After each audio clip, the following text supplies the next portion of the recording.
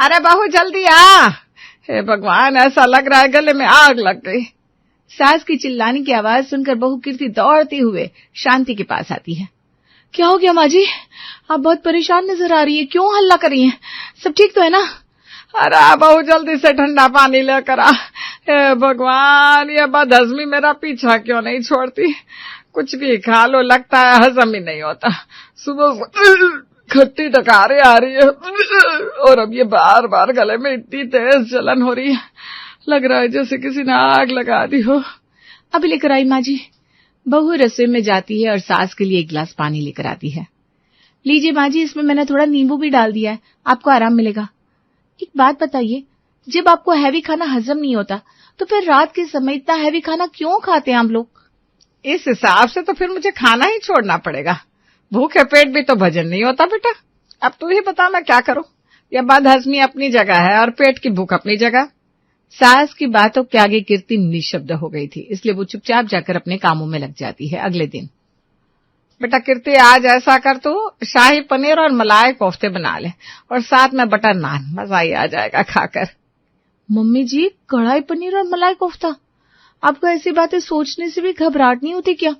कल आधी रात तक आप हाय हाय कर रही थी और आज फिर फरमाइश शुरू कर दी। मैं तो कहती हूँ छोड़ दीजिए ये सब शाही खाना।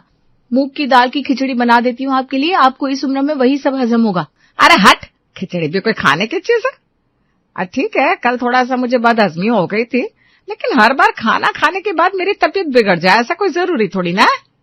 और मुझे ऐसा लग रहा है गलती ना मेरी थी। मैं बिना खाना खाने के बाद आलस के मारे बिस्तर पर जाकर लेट गई। आज तो खाने के बाद कॉलोनी में 3 चक्कर लगाऊंगी, सब हजम हो जाएगा। तो बेफिक्र होकर बना ले जा। आपको देखना चाहिए, आपके मम्मी पापा की उम्र हो रही है। एक तो गर्मी इतनी है कि हल्का खाना भी हजम नहीं होता, ऊपर से मम्मी जी मलाई कोफ्ता और शाही पनीर बनाने की बात कर रही है। अरे यार, बना दो ना जो मम्मी बनाने के लिए कह रही है। उनको हजम हो जाएगा तभी तो इतना कॉन्फिडेंस दिखा रही है वो। और कभी कभार सबको अपच हो जाती है, ऐसा कुछ नहीं है कि मम्मी की उम्र हो गई है। पहले खेतों में 8-8 घंटे काम किया करती थी, ऐसे कौन से 70 साल की हो गई है मम्मी, बस अभी 55 की तो है। बिल्कुल ठीक कहा बेटा तूने। मुझे तो ऐसा लग रहा है तेरी लुगाई हम सबको आज खिचड़ी खिलाकर खिसकने के चक्कर में है, इसीलिए बातें बना रही है। अरे बहू तू जा ना, जाकर खाने की तैयारी में लग। मलाई कोफ्ता और शाही पनीर ऐसी बातें बनाने से नहीं बन जाएगा, टाइम लगता है। और हाँ, क्रीम डालने में कोई कंजूसी मत करना। मलाई कोफ्ते में मलाई ना हो तो वो काहे का मलाई कोफ्ता। ठीक है माँ जी, अगर ऐसी बात है ना कि आपको मलाई कोफ्ता ही खाना है तो कम से कम दिन में खाइएगा, हजम होने के लिए थोड़ा समय तो मिले। अभी मुझे खाना बनाने में कम से कम 2 घंटे लग जाएंगे, डिनर करते करते सबको 9:30 बज जाएंगे, खाना खाने के बाद 10 बजे तक आप लेट जाएंगी। बस तभी तो आपको ये गैस, एसिडिटी, बदहजमी की समस्या होती है। ठीक है, आपको मलाई कोफ्ता खाना है तो कल दोपहर में बना दूंगी, पक्का प्रॉमिस। अपनी सास के साथ बहस करके तू अपना ही समय खराब कर रही है। मैं नहीं जीत पाया तो क्या खाक जीतेगी बेटा। जा अपने काम में लग जा। और वैसे भी अब तेरी सास ने मलाई कोफ्ते का नाम ले दिया है तो अब खाए बिना हमसे संतोष नहीं होगा। ठीक कह रहे हैं तुम्हारे ससुर जी। और एक बात सुनो, दिन में मलाई कोफ्ता इसलिए नहीं बनवा रही हूँ कि दिन में कौन सा सब लोग एक साथ बैठकर लंच कर पाते हैं। एक रात में तो समय मिलता है जब पूरा परिवार इकट्ठा होता है, हंसते मुस्कुराते एक दूसरे के साथ 2 रोटी एक्स्ट्रा खा सकते हैं, सब लोग गर्मा गर्म खाना खा सके, इसके लिए तो मैं ऐसा खाना रात में बनवाती हूँ। ये लो, मैं यहाँ सबकी सेहत के बारे में सोच रही हूँ और यहाँ पूरा परिवार मिलकर मुझे ही ज्ञान दे रहा है। ठीक है भाई, खूब खाओ मलाई कोफ्ता। और अगर रात में माँ जी ने हाय तौबा मचाई ना तो मैं नहीं आने वाली। गलत खान पान खुद रखते और उसके बाद हाय हाय करके आधी रात तक नींद मेरी खराब करते हैं। कीर्ति रसोई में जाती है और उसके बाद सबके बताए अनुसार मलाई कोफ्ता, शाही पनीर और नान बनाने लगती है डाइनिंग टेबल पर।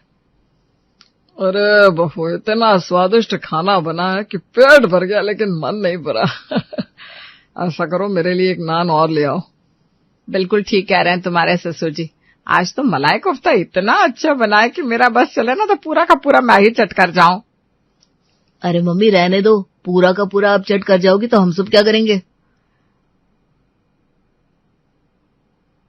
तुम ना सबके लिए एक एक नान और बना दो कीर्ति, अभी किसी का मन नहीं भरा है, सब लोग खा लेंगे। लेकिन मम्मी जी, आप लोग पहले ही ओवर ईटिंग कर चुके हैं, इतनी गर्मी हो रही है, रात में फिर परेशान हो जाओगे। बहू तेरी ये बात ना मुझे बिल्कुल पसंद नहीं है। अब सब खाना खा रहे हैं तो क्या आधा पेट ही खाकर खड़े हो जाए? तुझे तो खुश होना चाहिए कि सब लोग तेरे बने खाने की तारीफ कर रहे हैं और पेट भरकर खाना खा रहे हैं। तो माँ जी, मैंने कब कहा कि मुझे खुशी नहीं है? लेकिन आप लोगों की सेहत के बारे में सोचना भी तो मेरी जिम्मेदारी है ना। खैर, कीर्ति की बातों को न आज तक कभी किसी ने ध्यान से सुना था, न आज किसी ने सुना। दादा दादी पिताजी को ओवर ईटिंग करते देख कीर्ति के बेटे अंश ने भी एक नान एक्स्ट्रा खा ली थी। माँ जी, आपने कहा था ना आज से आप खाने के बाद वॉक पर जाएंगी। ऐसा करिए, जब तक मैं बर्तन धो रही हूँ आप सब लोग वॉक कराइए। बहुत ओवर ईटिंग कर ली है आज सबने। अरे बहू, तुम वॉक करने की बात कर रही हो? मैंने तो इतना खा लिया है कि मुझसे हिला भी नहीं जा रहा। बिल्कुल ठीक कहते हैं। मैं तो कहती हूँ कोई मुझे मेरे बिस्तर तक छोड़ दे, अब तो बिस्तर के आगे और कुछ नजर ही नहीं आ रहा। हे भगवान। मम्मी जी पापा जी तो अपने कमरे में आराम करने जा रहे हैं, लेकिन कम से कम आप तो कुछ देर वॉक कर ही सकते हैं, या आपसे भी हिला नहीं जा रहा है? अरे नहीं कीर्ति, मैं अपने रूम में ही ठीक हूँ। तब तक तुम बर्तन धो लो, फिर साथ में वॉक करने चलेंगे। और वैसे भी तुम्हें पता है ना, अकेले वॉक करने से मुझे बोरियत हो जाती है।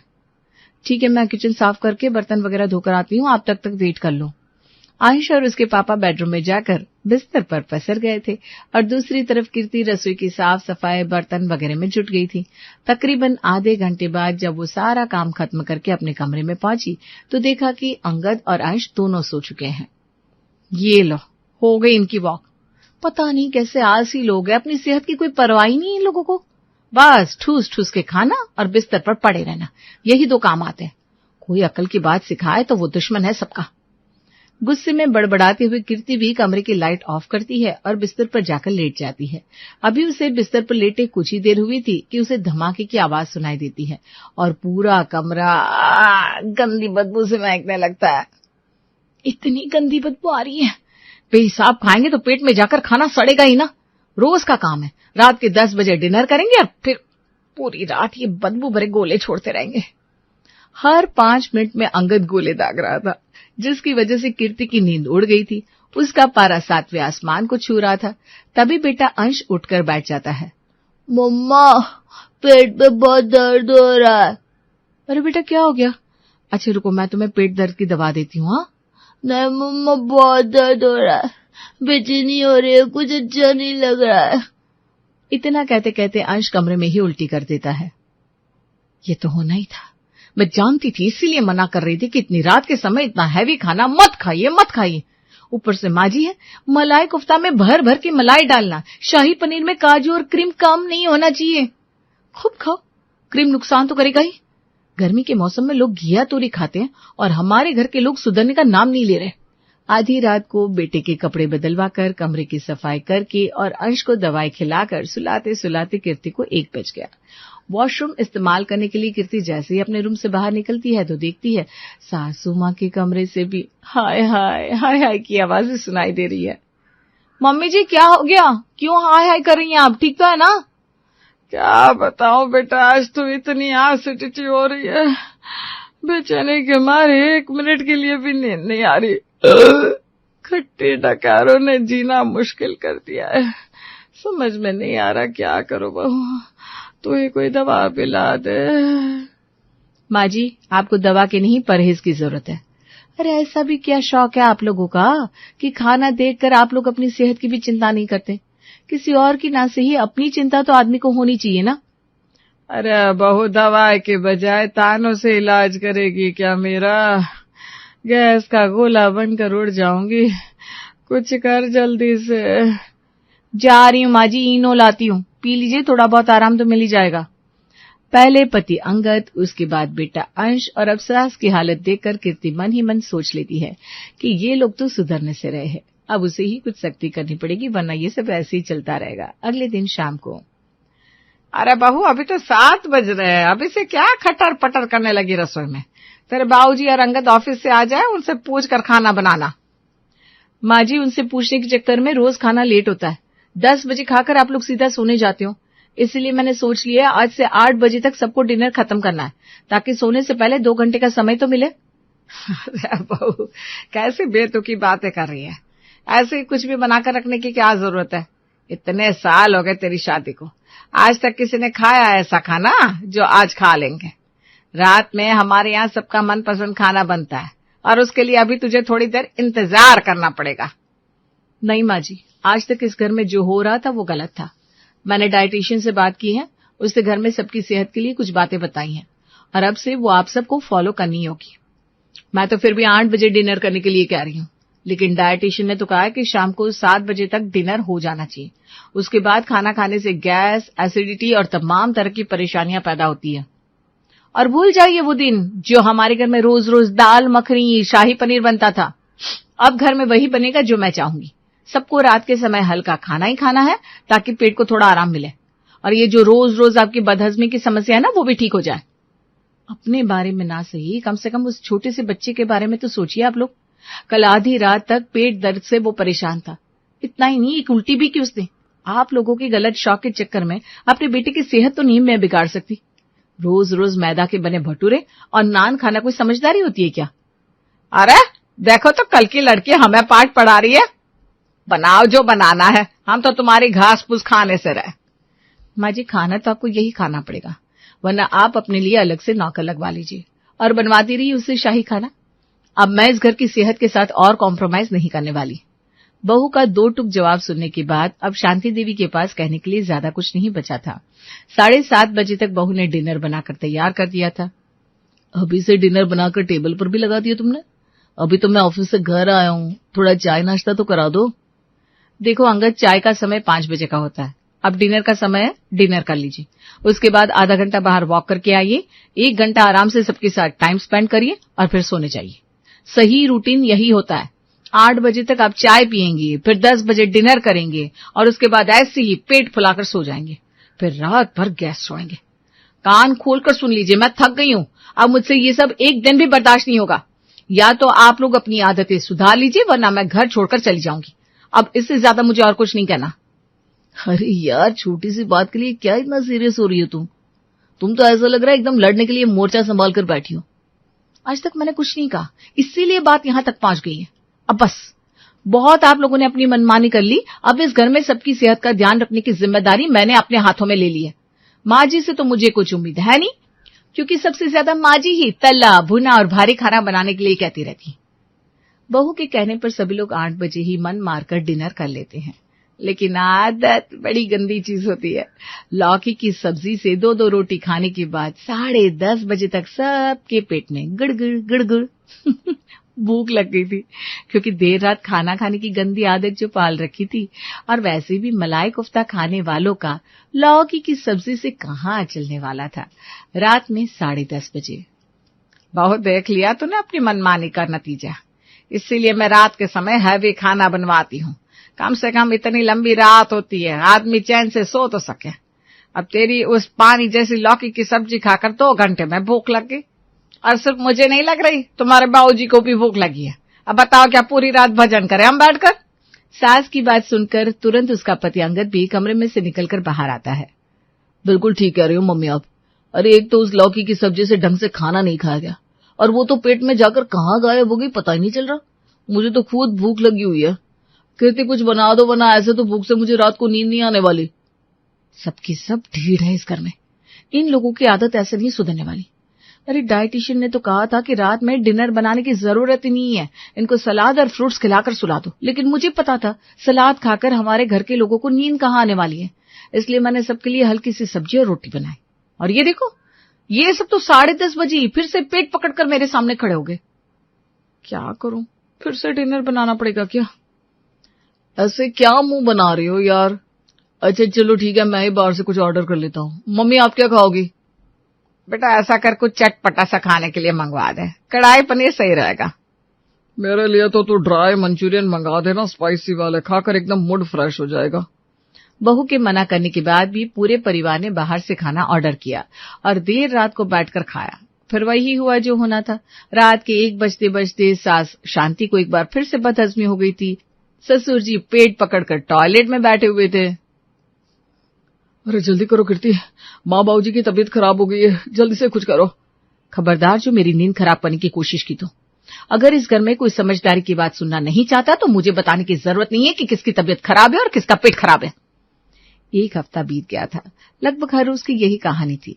शाम के समय कीर्ति का हल्का फुल्का डिनर खाने के लिए सब हाँ तो बोल देते, लेकिन बेचारे अपनी आदत से मजबूर 2 घंटे के अंदर ही उन्हें भूख लग जाती और उसके बाद ऊट पटांग चीज खाकर वो अपनी सेहत और ज्यादा खराब कर लेते। कीर्ति भी अब रोज रोज की मुसीबत से परेशान हो चुकी थी, इसलिए वो एक बार फिर डाइटिशियन से इस समस्या का हल पूछने के लिए जाती है। तो आपके घर में सबको कुछ न कुछ चटपटा और हैवी खाने का शौक है और इसी वजह से वो ज्यादातर मैदा, क्रीम और तेल वाली चीज खाना पसंद करते हैं। मुझे ऐसा लगता है इससे हेल्दी तो फिर पराठे ही होंगे। तुम डिनर में पराठे बना सकती हो। पराठे कम से कम आटे के होते हैं और उसके अंदर हेल्दी सब्जी स्टफ करके तुम अपनी मील को पहले से बेटर कर सकती हो। बस एक बात का ख्याल रखना, बहुत देर रात को इतना हैवी खाना नहीं खाना है, इसलिए ये पराठे तुम ना उन्हें रात होने से पहले खिला देना। 7:30 तक सबका डिनर हो जाएगा तो पराठे को डाइजेस्ट होने के लिए समय मिल जाएगा। डाइटिशियन से मिलकर आने के बाद शाम को 7:30 बजे जब कीर्ति ने बताया कि उसने डिनर में आज आलू के पराठे बनाए हैं तो परिवार में सभी लोग खुशी से उछल पड़े। अरे बहू, आज सूरज कौन सी दिशा से निकला था भाई, जो तूने खुद हमारे लिए पराठे बनाकर रख दिए। वरना तू तो रोज वही घिया तोरी परवल टिंडी बनाती है, जिसे देखकर इंसान की भूख मर जाए। ठीक है माँ जी, भटूरे और नान से तो पराठे बेहतर है ना। मैं आज से आप लोगों के लिए डिनर में पराठे ही बनाया करूंगी। बस शर्त एक है, आपको ये पराठे रात को 10 बजे नहीं बल्कि 7:30 बजे ही खाने होंगे और थोड़ी कसरत भी करनी होगी। और इस तरह अब घर में रोज शाम को बनने लगे थे गर्मा गर्म स्वादिष्ट पराठे। प्रतिमा सुबह सुबह का खाना बना रही होती है। वो 2 हाथों से भी कई हाथों का काम कर रही थी। एक तरफ अपने सास ससुर के लिए चाय चढ़ाई हुई थी तो दूसरी तरफ अपने देवर के लिए सैंडविच ग्रिल कर रही थी और अपने पति के लिए पोहे तैयार कर रही थी और साथ ही अपने दोनों बच्चों के लिए भी उनके मनपसंद नाश्ते का निर्माण कर रही थी। तभी उसका पति उसे आवाज लगाता है, कितनी देर लगेगी प्रतिमा? मुझे देरी हो रही है, जल्दी से मेरा नाश्ता लेकर आ जाओ, फिर मुझे ऑफिस के लिए निकलना है और आज मंडे है तो रास्ते में ज्यादा ट्रैफिक मिलेगा। बस जी, आप मुझे गिनती के 2 मिनट दीजिए, अभी लेकर आ रही हूँ। ज्यादा देर नहीं लगेगी, आप बिल्कुल भी फिक्र मत करो। अब प्रतिमा जल्दी जल्दी दोनों हाथों में प्लेट लेकर ड्राइंग रूम में आती है और सभी लोगों के लिए खाना परोस देती है। उसके दोनों बच्चे साक्षी और सौरभ नाश्ता खाते हुए कहते हैं, मम्मी, फिर पापा हमें स्कूल छोड़कर आएंगे या फिर आप स्कूल छोड़कर आओगे? क्योंकि पापा को तो देर हो रही है और अभी हमें देर लगेगी तैयार होने में। मम्मी, हमें पापा के साथ नहीं जाना, पापा बहुत धीरे गाड़ी चलाते हैं और हमें और ज्यादा देर हो जाती है। प्रतिमा ने हंसते हुए जवाब दिया, तुम्हें ज्यादा परेशान होने की जरूरत नहीं है बच्चों, मैं अपनी स्कूटी से तुम दोनों को छोड़कर आ जाऊंगी और अब से मैं तुम्हें छोड़ने के लिए जाया करूंगी। प्रतिमा की बात सुनकर उसकी सास कहती है, बहू कितना काम करेगी, तूने खुद तो खाना भी नहीं खाया है, बच्चों को तेरे ससुर जी या देवर छोड़कर आ जाएंगे, पहले खाना खा ले तू। कोई बात नहीं माँ जी, घर आकर मैं खाना खा लूंगी आराम से। बच्चों को मैं छोड़कर आऊंगी तो मुझे भी अच्छा लगेगा। प्रतिमा ऐसे ही सारे फर्ज बहुत अच्छे से निभाया करती थी। वो अपने सास ससुर, घर में आए लोगों, सभी लोगों का बहुत अच्छे से ध्यान रखती थी। ऐसे ही एक दिन प्रतिमा को तेज बुखार था, तभी उसके पास में अनु आती है और बोलती है, मैं जानती हूँ कि तेरी तबीयत खराब है, लेकिन तेरी नीचे बुआ सास आई हुई है, सोचा तुझे आकर बता दूं। क्या बुआ जी आई हैं? कोई बात नहीं माँ जी, उनके सामने आप काम करोगे तो वो पूरी रिश्तेदारी में तरह तरह की बातें बना देंगे। आप जाकर उनके साथ बैठिए, मैं अभी आती हूँ। पर बहू, तेरी तबीयत का क्या? तुझे तो बहुत तेज बुखार है, तो सब कुछ कैसे कर पाएगी तू? तेरी तो हालत ही नहीं है। माँ, आप बिल्कुल भी चिंता मत कीजिए और जाकर बुआ सास के पास बैठिए, मैं सब कुछ खुद ही देख लूंगी। अब अनु जाकर अपनी ननद के पास में बैठ जाती है और उससे बातें करने लगती है। थोड़ी ही देर में प्रतिमा हिम्मत करके रसोई में जाती है और अपनी बुआ सास के लिए नाश्ता बनाकर लेकर आती है। उसकी बुआ सास भी उसका चेहरा देखकर ही पता लगा लेती है कि उसे बुखार है और वो कहती है, कुछ भी बोलो भाभी, आपको बहू गुड़ी मिली है बहुत। प्रतिमा की तबीयत खराब थी, चाहती तो वो आराम कर सकती थी, बहाना बना सकती थी, लेकिन फिर भी उसने यहाँ पर आना ज्यादा सही समझा। बुआ जी, आप हमारे घर की मेहमान हैं, अगर आप भूखे पेट जाती तो मुझे बिल्कुल भी अच्छा नहीं लगता, इसलिए मुझे तो आना ही था। अब आप ज्यादा मत सोचिए और आराम से नाश्ता लीजिए। मैं तो बहुत खुश हूँ नेहा कि मेरे घर में प्रतिमा आई है। बस मेरे छोटे बेटे की पत्नी भी ऐसी ही आ जाए तो मुझे और कुछ नहीं चाहिए। ऐसा लगेगा जैसे मेरा जीवन सफल हो गया। तभी नेहा को याद आता है कि वो एक रिश्ता बताने के लिए आई थी और वो कहती है, अरे भाभी, मैं तो बताना ही भूल गई, मैं यहाँ पर क्या बात करने आई थी। दरअसल मैंने तुषार के लिए एक लड़की पसंद की है। अगर आप लोगों को भी वो पसंद आती है तो हम दोनों घरों में शादी की बात कर लेंगे। लड़की का नाम काजल है।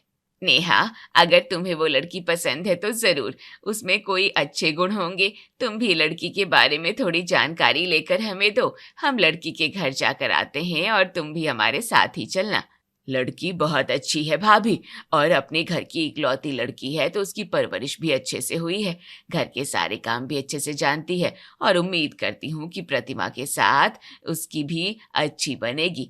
मैं जल्द से जल्द उनके घर में शादी की बात करती हूँ और उसके बाद हम लड़की देख कर आते हैं। नेहा ये बोलकर वहां से चली जाती है, जिसके बाद अब प्रतिमा थोड़ा आराम करने लगती है क्योंकि उसे बुखार था और आने वाले इतवार को ही अब वो तुषार के लिए लड़की देखने के लिए जाते हैं। वहीं काजल थोड़ी देर में चाय नाश्ता लेकर आती है और काजल की माँ कहती है, देखिए जी, हमने अपनी लड़की को बहुत अच्छे से पाल पोस कर बड़ा किया है। उसका अच्छे से ध्यान रखा है। घर का सारा काम भी आता है उसको। हमारे घर का सारा काम तो हमारी बड़ी बहू प्रतिमा ही संभालती है। बहुत ही गुणी है। सच में हमने पिछले जन्म में ही हीरे दान किए होंगे जो हमें ऐसी बहू मिली है। काजल के साथ में उसकी दोस्त भी खड़ी हुई थी जो कि सारी बातें सुन रही थी। और तभी तुषार कहता है, भाभी तो बेस्ट है। मेरी भाभी वर्ल्ड की बेस्ट भाभी है। बस मुझे ऐसा जीवन साथी चाहिए जो मेरी भाभी के साथ एडजस्ट कर सके। थोड़ी देर में दोनों परिवार वाले बातें करते हैं और रिश्ता फाइनल हो जाता है। काजल की सहेली निहारिका जाते जाते काजल को बोल कर जाती है, काजल, अच्छे से सोच ले, तुझे उसी तुषार से ही शादी करनी है ना। आजकल तूने सोशल मीडिया पर देखा होगा कि जेठानी किस तरह देवरानी से अपनी तुलना करती है, उसके जैसे कपड़े पहनकर तैयार होती है, और यहाँ पर तो सारी जिंदगी अपनी जेठानी से तुलना करते हुए रह जाएगी। तूने देखा नहीं कि तेरे घर वाले तेरी जेठानी के पीछे कितने पागल हैं। कुछ भी मत बोल यार, तू तो जानती है कि मुझे सारे काम आते हैं और अपने घर में सब लोग मुझे कितना पसंद करते हैं। मेरे ससुराल में भी सारे लोग मुझे पसंद करेंगे और मुझे अपनी जगह तो खुद ही बनानी होगी ना। ठीक है काजल, तुझे उस तुषार से शादी करनी है तो ये तेरा फैसला है। वैसे भी तुषार अच्छा दिखता है और उसकी फैमिली भी अच्छी है, लेकिन जिस हिसाब से उसकी फैमिली उस प्रतिमा के लिए पागल है, मुझे नहीं पता कि तू उस घर में कैसे एडजस्ट कर पाएगी। निहारिका ये बोलकर चली जाती है और वहीं काजल के दिमाग में भी ये बात बैठ जाती है। ऐसे ही कुछ समय गुजरता है और काजल और तुषार की शादी हो जाती है। अब काजल शादी करके अपने ससुराल आ जाती है और जहां आरती की थाली अनु के हाथ में थी, अनु वो थाली प्रतिमा के हाथ में देते हुए कहती है, बहू, मैं तो अब सारे रिवाज बहुत निभा लिए हैं। अब तो इस घर में तुम बड़ी बन गई हो, तो एक काम करो, छोटी बहू का स्वागत तुम करो। ये सब कुछ देखकर काजल को फिर से बुरा लगता है और घूंघट में काजल खुद से बड़बड़ाते हुए कहती है, अरे ये तो अभी से अपनी सास के हक भी लेने लगी है। न जाने ये मेरे साथ क्या करेगी। मुझे तो अभी घर में एंट्री लेने से पहले ही अपनी जेठानी बिल्कुल भी पसंद नहीं आ रही। काजल इसी तरह बड़बड़ा रही होती है और थोड़ी ही देर के बाद काजल अपने कमरे में आराम करने चली जाती है। उसकी मुंह दिखाई की रस्म थी, तभी प्रतिमा उसके पास एक लाल रंग की बहुत सुंदर साड़ी लेकर आती है और उसे देते हुए कहती है, देखो काजल, मैं तुम्हारे लिए कितनी सुंदर साड़ी लेकर आई हूँ। इसमें तुम बहुत प्यारी लगोगी। आज तुम अपनी मुंह दिखाई की रस्म में ये डाल लो। भाभी, मैं ये नहीं डालने वाली। लाल रंग तो औरतें डालती है और मेरी नई नई शादी हुई है। मेरी माँ ने मुझे गाजरी रंग की बहुत सुंदर साड़ी दी है, मैं तो वही डालूंगी। प्रतिमा ये सुनती है तो उसका मुंह उतर जाता है, लेकिन फिर भी वो मुस्कुराते हुए कहती है, ठीक है काजल, ये साड़ी मैं तुम्हारे लिए बड़े प्यार से लेकर आई थी। अगर तुम्हें आज नहीं डालनी तो कोई बात नहीं, ये तुम अपने पास रख लो। तुम्हारा जब मन करे तब तुम डाल लेना। प्रतिमा ये बोलकर बेड पर साड़ी रखकर चली जाती है और काजल भी अपनी माँ की दी हुई साड़ी पहनकर तैयार हो जाती है कि तभी वहां पर अनु आती है और कहती है, तैयार हो गई बहू, सारे मेहमान आ गए हैं। अरे ये क्या, तुझ पर तो ये गाजरी रंग बिल्कुल भी अच्छा नहीं लग रहा, इसमें तेरा रंग दब रहा है। अनु ये कहती है कि तभी उसकी नजर बेड पर रखी हुई प्रतिमा की दी लाल साड़ी पर जाती है और उसने बोला, बहू, तो ये लाल रंग की साड़ी क्यों नहीं पहन लेती? ये तो वही है ना जो प्रतिमा लेकर आई थी। उसकी पसंद बहुत अच्छी है, तुझ पर ये बहुत जचेगी, तू आज यही डाल ले। काजल अब अपने पहले ही दिन अपने ससुराल में बहस नहीं करना चाहती थी, इसलिए वो अपनी जेठानी की दी हुई लाल साड़ी डाल लेती है और सच में वो उसमें बहुत सुंदर लग रही थी। लेकिन अब काजल अपनी सुंदरता से ज्यादा इस बात पर गौर कर रही थी कि उसकी जेठानी की बात मानी गई। अगले दिन उसकी पहली रसोई की रस्म थी। काजल रसोई में जाकर खुद से कहती है, आज इतना अच्छा खाना बनाऊंगी कि हर कोई मेरे खाने का दीवाना हो जाएगा, और वैसे भी मैंने तो कुकिंग क्लास ली है। काजल ये सोचकर अब खुद ही खाना बनाने लगती है। वो सब लोगों के लिए अपनी पसंद से खाना बनाकर तैयार कर देती है। तभी रसोई में उसकी जेठानी आती है और कहती है, काजल, ये क्या किया तुमने? तुमने खीर शुगर फ्री बनाई है ना? माँ जी और पापा जी को शुगर है, वरना वो ये खीर नहीं खा पाएंगे। भाभी, मुझे नहीं पता था कि माँ जी और पापा जी को शुगर है, वरना मैं शुगर फ्री खीर बनाती और ना ही मुझे ध्यान रहा। कोई बात नहीं काजल, मैं अभी मम्मी जी और पापा जी के लिए खीर बना देती हूँ, तुम इतने बाकी लोगों को नाश्ता परोस दो। अब प्रतिमा अपने सास और ससुर के लिए खीर बना देती है, वहीं काजल सब लोगों को नाश्ता परोस देती है। और उसके हाथों का नाश्ता खाने के बाद आलोक कहता है, बहू, ये पोहे तो बिल्कुल भी ठीक नहीं लग रहे, मूंगफली को बिल्कुल भी अच्छे से सेका नहीं है, कच्ची लग रही है। वहीं घूंघट में खड़ी काजल अपने मन में कहती है, वाह, एक तो इतनी मेहनत से लोगों के लिए खाना बनाया, ऊपर से उसमें कमी निकाल रहे हैं। ऐसे ससुराल वाले मुझे ही मिले थे क्या भगवान? काजल ये बोल ही रही थी कि तभी नन्हा सा सौरभ कहता है, चाची, ये सैंडविच बिल्कुल भी अच्छा नहीं है। आपने तो इसमें टमाटर डाला है। मुझे और साक्षी दोनों को टमाटर बिल्कुल भी अच्छा नहीं लगता। काजल मन में कहती है, बड़े तो बड़े, इस घर के बच्चे भी उधम है, बस बहुत हो गया, ये तो बहुत ज्यादा हो रहा है। तभी प्रतिमा कहती है, बच्चों चुपचाप खाना खा लो, एक तो नई चाची ने इतने प्यार से तुम लोगों के लिए खाना बनाया है और तुम कमी निकाल रहे हो। यही सिखाया है क्या मैंने तुम्हें? प्रतिमा बच्चों को चुप तो करवा देती है, लेकिन काजल के मन में उसके लिए खटास तो पनप ही चुका था। अब ऐसा ही होता है, हर कोई जेठानी को ही वैल्यू दिया करता और काजल सिर्फ उसके आगे पीछे घूमा करती और जो काम वो बोला करती वो किया करती। ये सब देखकर अब काजल से बर्दाश्त नहीं हो रहा था। एक दिन जब पूरा परिवार साथ में खाना खा रहा था, तभी प्रतिमा कहती है, काजल, तुषार, मैं सोच रही थी कि क्यों ना तुम दोनों हनीमून पर बाली चले जाओ। हम लोगों ने तुम्हें शादी का कोई गिफ्ट भी नहीं दिया, तो तुम्हारा हनीमून पैकेज बुक कर देते हैं। अरे वाह भाभी, आप तो बेस्ट हो, इससे अच्छा गिफ्ट तो कोई हो ही नहीं सकता, क्यों काजल? काजल को लगता है कि उसे बोलने का मौका मिला है और वो तुरंत ही बरस पड़ती है और कहती है, ये सब कुछ क्या है? आखिर सब कुछ भाभी के हिसाब से क्यों होगा? हमें हनीमून पर कहाँ जाना है, ये भी भाभी हमें क्यों बताएंगी? बहू, ये क्या तरीका है अपनी भाभी के बारे में बात करने का? सही ही तो बोल रही हूँ, जब से इस घर में आई हूँ देख रही हूँ हर कोई प्रतिमा भाभी के बारे में ही तारीफ करता रहता है, उनके हिसाब से ही काम करता है। अरे, इस घर के और भी लोग हैं, उन्हें भी तो मौका मिलना चाहिए। अगर मैं अभी अपनी आवाज दबा ली तो आगे जाकर कभी भी बोल नहीं पाऊंगी। ये सारी बातें सुनकर पूरे परिवार को बहुत गुस्सा आता है। सबसे ज्यादा गुस्सा उसके खुद के पति तुषार को आता है और वो कहता है, तुम प्रतिमा भाभी से अपनी क्या तुलना करोगी? उन्होंने इस पूरे परिवार को जोड़ कर रखा हुआ है, तुम भाभी की आधी भी नहीं हो। ये सिर्फ कहने की बात है, भाभी हर चीज में परफेक्ट नहीं हो सकती। आपने कभी किसी को मौका नहीं दिया, इतने सालों तक भाभी ने अकेले घर संभाला, इसलिए आप लोगों को लगता है कि भाभी ही बेस्ट है। अब अनु, जो कि परिवार में प्यार बनाए रखने के लिए ज्यादा कुछ बोला नहीं करती थी, वो गुस्से में काजल को चुनौती देते हुए कहती है, ठीक है काजल, एक काम करते हैं, हम तुम्हें एक मौका देते हैं। तुम्हें ऐसा लगता है ना कि तुम प्रतिमा की जगह ले सकती हो, तो और हमारे पूरे परिवार को ऐसा लगता है कि तुम अभी घर में 4 दिन आए हुए तुम्हें नहीं हुए हैं और तुम अपनी जेठानी की आधी भी नहीं हो। अब से तुम जेठानी की जगह उसके सारे फर्ज निभाओगी, लेकिन याद रहे कि किसी में कोई कमी नहीं आनी चाहिए। काजल उस समय हाँ कर देती है, लेकिन काजल खुद नहीं जानती थी कि उसने कितनी बड़ी मुसीबत अपने सर पर ले ली थी। ऐसे ही रात के समय घर के सारे बर्तन उसे ही साफ करने पड़ते हैं, क्योंकि ये काम पहले जेठानी किया करती थी। वहीं अगले दिन दोपहर में जब वो सो रही होती है, तभी नेहा आ जाती है और अनु उसे जगाने आती है और कहती है, उठ जाओ काजल, नेहा बुआ आई है और उनके लिए चाय नाश्ता लेकर आ जाओ। काजल रसोई में जाती है और नेहा बुआ के लिए बिस्कुट और चाय लेकर आती है और रख देती है। नेहा गुस्से में रहती है क्योंकि अनु ने उसे सब कुछ बता दिया था।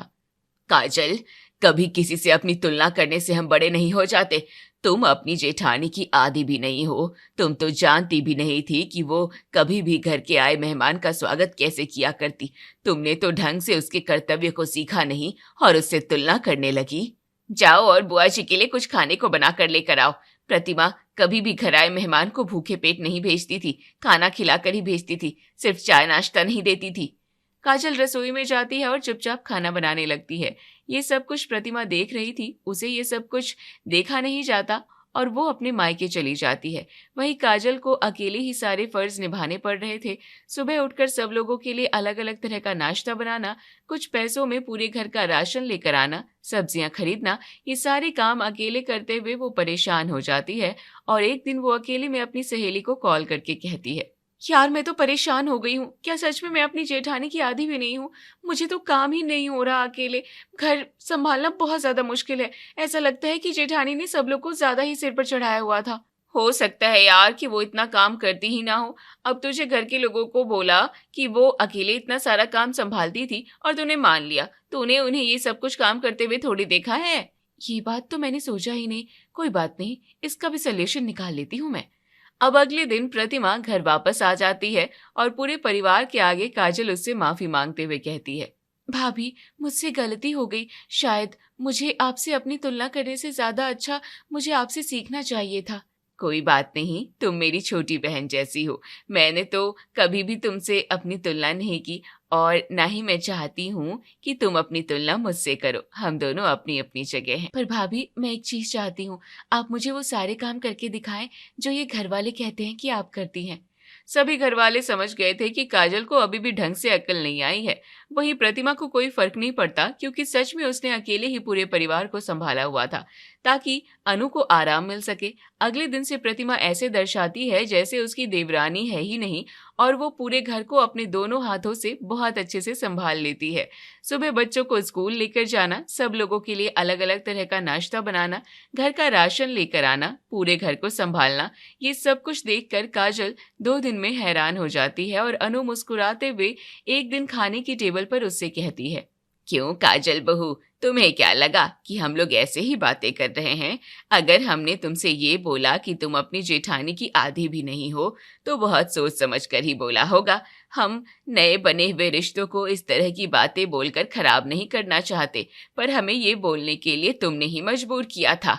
प्रतिमा ने सच में इस परिवार को अपने हाथों और मेहनत से और प्यार से सींचा हुआ है और हम यही चाहते हैं काजल कि तुम भी यही करो। किसी से तुलना करके रिश्ते ठीक नहीं हो सकते।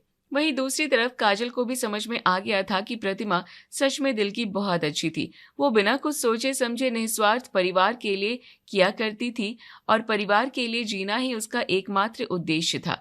काजल अब अपनी गलती का पश्चाताप करते हुए कहती है, मुझे माफ कर दो, शायद सच में मुझसे गलती हो गई।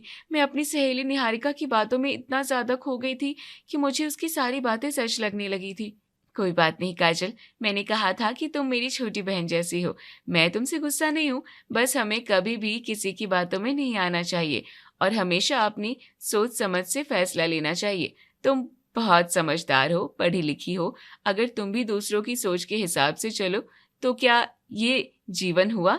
अब काजल दूसरों के कहे में चलना हमेशा के लिए बंद कर देती है और प्रतिमा के साथ प्यार से अपने परिवार को संभाले रहती है और धीरे धीरे जो देवरानी जेठानी की आधी भी नहीं थी वो उसका साया बन जाती है और दोनों बहुएं मिलकर सगी बहनों की तरह पूरे घर को संभाल लेती है और फिर उस परिवार में कोई भी मनमुटाव नहीं होता। जिस तरह प्रतिमा की तारीफ हुआ करती थी उसी तरह काजल की भी तारीफ होने लगती है।